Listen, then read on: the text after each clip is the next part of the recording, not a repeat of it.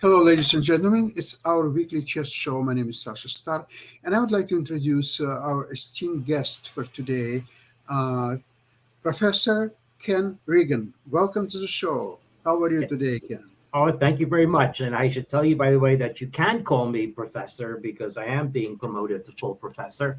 So it feels like pawn reaching the eighth rank at last. So that's among my news of the past few weeks. I'm in the middle of my incredibly busy term. It's the last week of lectures. My students have a project due tomorrow, giving final exam next week. I'm doing a spreadsheet of their partnerships on the final project to circulate to my teaching assistants right now. Lots going on. And unfortunately, that would mean that I would not have had time for real live in-person chess, but perhaps sometime in the summer. Yeah, And summer Ken. has finally reached Buffalo. We went from wintry weather, even flurries 10 days ago, to 80 degrees and sunny right now. It's incredible. Ken, listen, I remember a time when you just appeared in the chess world. You were one of the most promising juniors in the United States, and you very quickly became a master, international master. And I would like to tell us how could you do such a fantastic career in chess and then later on become so successful in academia? Well, I mean, they went hand in hand. And I have to say that at age 13, I decided that I would not be a chess professional. And this was not anything wrong with chess. It was just that my interests in mathematical pursuits and linguistics were ones that I knew would have at least equal weight in my life. So, and I was very much into the romance of Princeton and mathematics. And I went to Princeton as an undergrad. Uh, Hmm. so, so that's always been my first love, and of course, I've applied some of that back to chess with my chess cheating work, which is based on a fairly garden variety predictive analytic model, and that the field of computer science has grown to embrace many other areas of science. Wow, So that's incredible. so puts me in what we call a catbird seat. And as you know, I co-write one of my field's major weblogs where we cover all aspects of computer science. I co-write this with distinguished professor retired from Princeton, Georgia Tech, Richard Lipton, with whom I've also co-written the textbook on quantum computation that I've shown. And however, he has been flying the blog solo. I have been so busy, I've done nothing since April 1. I wrote our annual April Fool's post, and then nothing since. I see. Ken, have you did some research on this going on tournament in Romania, the Grand Chess Tour? Yes, I am following it. What's your opinion on that? Well, it's good, high quality in person chess and a lot of excitement. In fact, I'm watching right now. Oh, a lot of exchanges occurred. So just before the show, Firuz had a big attack down the H file. He Mhm. cashed it in for two knights against a rook and a pawn, which ordinarily is not so much material, but Black's position is very much blocked, and Mhm. the engine anyway thinks that White can gang up with three pieces to two on Black's pawns and pick them off one by one. But anyway, I said it was an exciting looking game a moment ago. Um, yes, I guess. Oh, what happened is that Black had to. Boy, let's see. A lot of things are. Oh, I see. Firouzja actually sacrificed a rook on h7. Yeah, why don't I share my screen and Sure, please do. show this part of it? Um, but anyways, there's nothing unusual going on in the tournament. So it's kind of mathematically fun that I have this formula that I settled on. Whoops, no, why is this happening? I have this formula that I settled on, long time ago, and people play chess, and of course, it's human brains, random activity, and yet the numbers I get are clustered around 50 all the Hmm. time. So let's see. Let me take this back a little bit. See if we can see where. Um, so White has been attacking on the H file, but it's not clear where White's going because because black's bishop on Can g7. you do you think you can enlarge the board a little bit? Yeah, let me enlarge the board here. Yeah, that's good. Yeah, the screen. Yeah. Okay, yeah, Okay. there Okay. we That go. Yep, that's really good. that's better. Hmm. And let me shrink the browser and center it better on your screen. Okay, and Okay. there we So go. it's Perugia Dominguez game. Ferrugia versus Dominguez, and so white is attacking down the H file, Yep. but black has a counterattack on the queen side, and white's king is, guarding a weakness on E3. So white's king is certainly pressed into service, but anyway, so black regroups. I don't know why Dominguez Perez felt he had to play that move.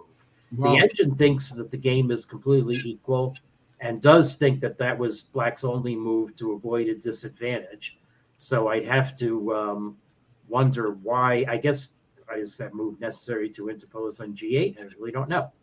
I guess actually to guard G6. That's why. So otherwise, white could take on G6 and break through that way. Okay. So now black shores up the defense of G6 even more. The engine still thinks the game is dead equal. Now, let's see. So white put a bishop on Pre's, captured a pawn on F4, and white's going to take the knight on D7. The engine's still not impressed. Black could have played king F8, but the rook retreat was fine too. Black tries to evict white's queen. White's queen goes back to G4. Now black wins a pawn. It's restoring material equality for the pawn that he lost. Then, let's see. Now, suddenly after black's next move, however, okay, so what did black play? Black played knight c6, taking the knight away from defense. I don't know what I guess it's trying to come to b4 and d3. Yep. But now that allows white to play this amazing move. And this was the juncture at which I saw the game. Mm-hmm. And it's taking over a key outpost square. And if black captures then white plays queen takes f7. Right. I guess the point is that with black's knight away, black cannot mount a defense on h6. And I never could mount a defense on h6 anyway. Right. So, but anyway, black is in real trouble here. And the problem is that white's just going to put 3 pieces on the h file and play rook h8 check. So black counterattacks desperately, but now white wins 2 pieces for a rook. And although this look is almost even material, the problem is that black's position is completely constrained. And white is just going to blockade and eventually pick off black's pawns. So yeah, rook h7 was a beautiful move. So this is all good to see. I am much more interested in the fact of the return of large in-person Swiss tournaments, including the traditional United States summer tournaments. Perhaps I will even visit the World Open in Philadelphia. I'd like to. Wow, so we are witnessing return to over-the-board classical chess. Isn't it exciting? Because with all this coronavirus issues and pandemic and internet chess development, Carlsen's tournament, and so on, we were missing interaction over the board, and yet we were scared that this is the present and future of chess. Is sitting in front of your computer and watching the game or playing the game or whatever, no longer over the board. Guess what? I've just played this weekend with Nava in over-the-board classical chess tournament. I can't describe what a beauty it is. Maybe we were missing it now for years now. Wow. Was that this past weekend or coming weekend? No, past weekend. We played in Collingwood. That's where our daughter lives. It's okay. a very beautiful small town, just an hour and 40 minutes drive from Toronto. They have the Blue Mountains, and it's like a recreational place, really. Who were some of the master players who took part? The masters players were a few. Mr. Hua, who shared first, second with yours truly. Brian Hartman played. Brian Harton played. Yes, he scored 4 out of 5. Shared third with my wife Mhm. and few other players. So it was very exciting tournament, and actually very friendly atmosphere and just great people, great organizers. Organizers invited me and Nava after the tournament finished to their place for dinner, and we spent a lovely evening Oh, having great Hartman food. invited you, or And the organizer of organizer this invited event you? Okay. How about it? was no. The organizer of the event is Mr. Sombarak. He's a dentist. He's a doctor of medicine. Mhm. He is prolific writer. He writes a lot beside his professional work. He writes a lot about investing. So we discuss at length the different methods of Mhm. investing. Also, he is a great lover of classical music. So he played violin with his other guest was a concert pianist from Ukraine, uh, Milan, and then I took over and I set the piano, and we had fantastic evening, by the way, and it was just a just memorable event, really, Yeah, and you took a half point by and then mowed down the field. Congratulations. you got it. Yeah. You got it. And Nava also did half point by, and Mhm. she scored 3.5 out of 4. Right. I So see. Yeah. after so many years non playing at the board, it was quite a pleasure. Actually, I would like to introduce you uh, the game that I played in second last round, in penultimate Hmm.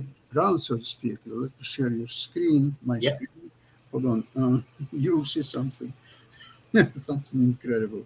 Okay, share. Okay, video file. No, I don't want video file. How do you share the I screen? let go of my screen share, so let's see. So you should be okay. Um, are there tournaments coming up in the summer? I'm looking at the chess talk We promotion. have a chess tournament coming up. There will be a big one in Hamilton in July, from I think 12th of July. It's Canadian Open. Oh, it's the Canadian Open is being held. Okay, I didn't see an announcement of it. Oh, wow. Okay, in Hamilton. Well, that's close to me. Yeah, yeah. Oh, it would be great if you come. Yeah. Oh, let's see. Yeah, let's see. Canadian.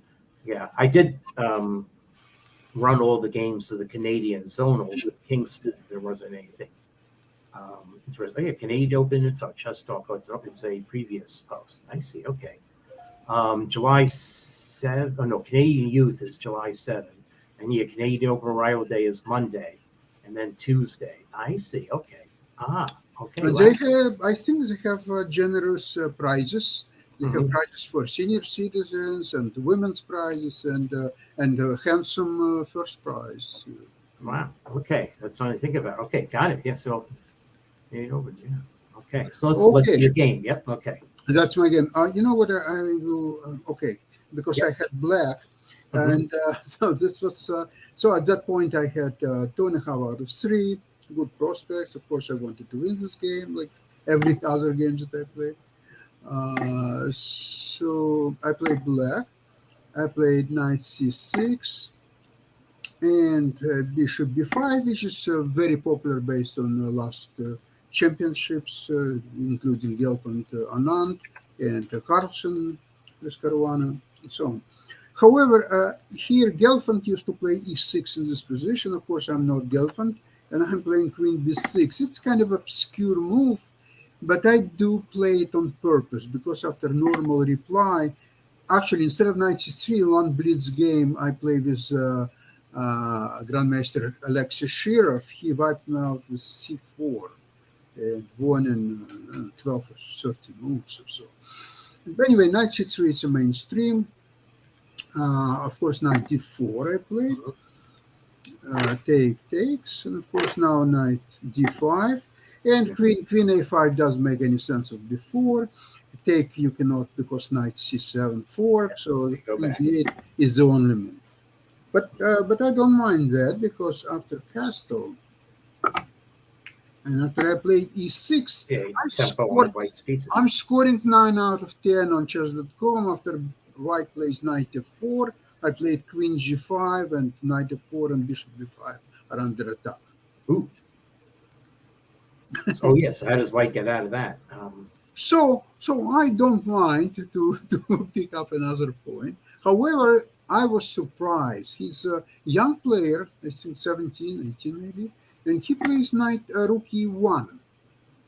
Now, all of a sudden, you cannot take on d5 because he takes with the pawn and plays d6. Mhm. And there is not a lot of pleasure plays this position. So I would like to simplify and finish my development. I played 97, very kind of a somber, solid move. Take.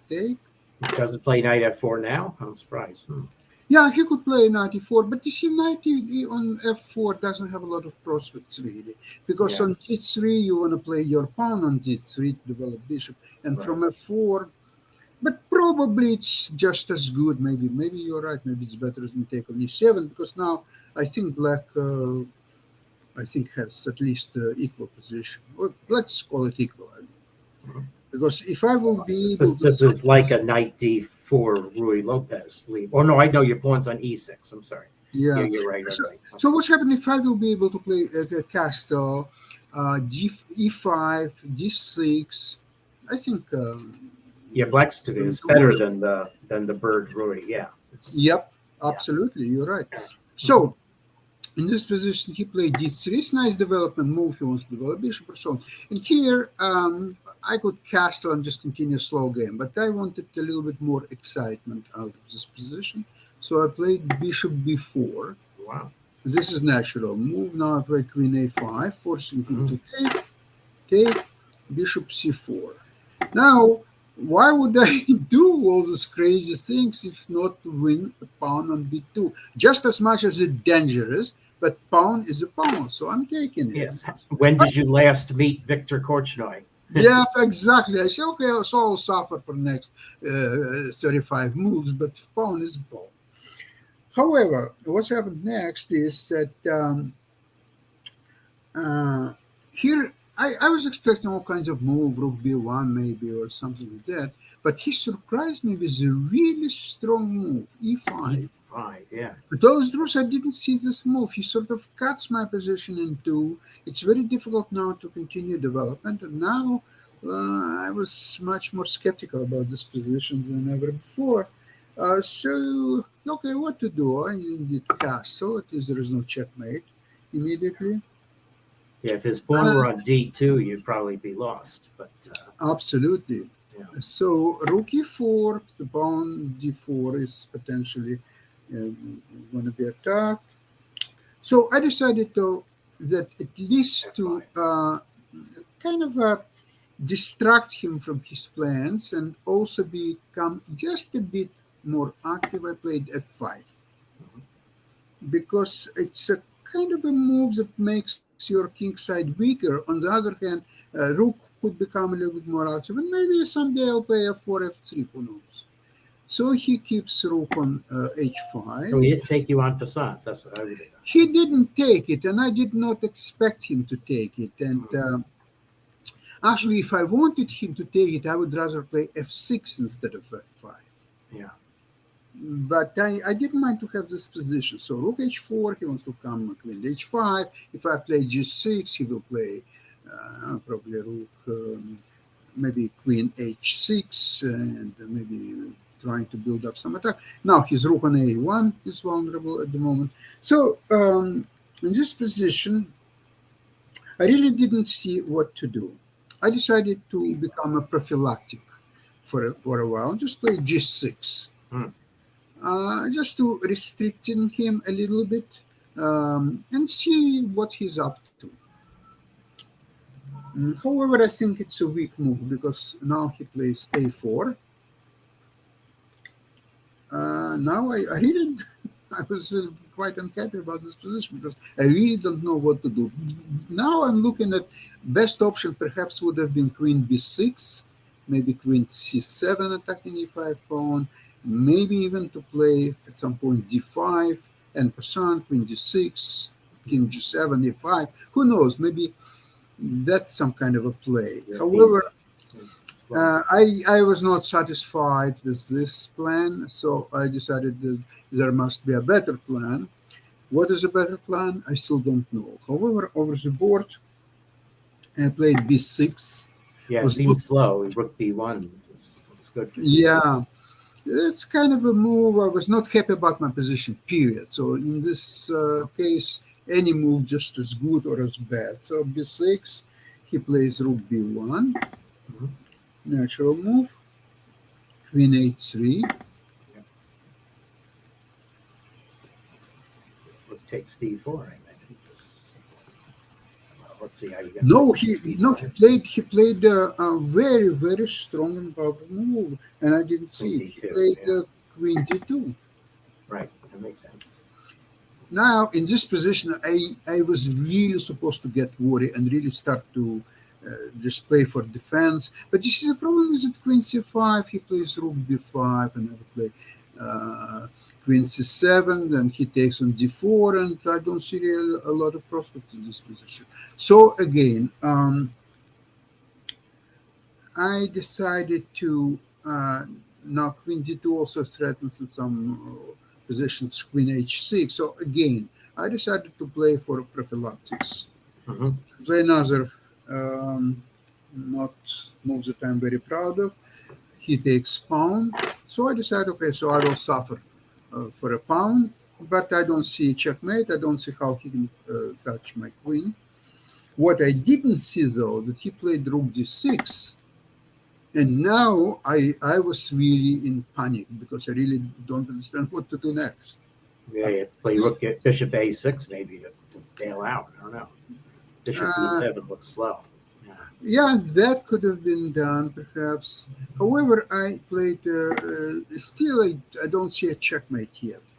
But there is some even bigger danger after bishop b7. He's playing now queen c3, completely Right. overlooked. As there is a threat rook a1. Right.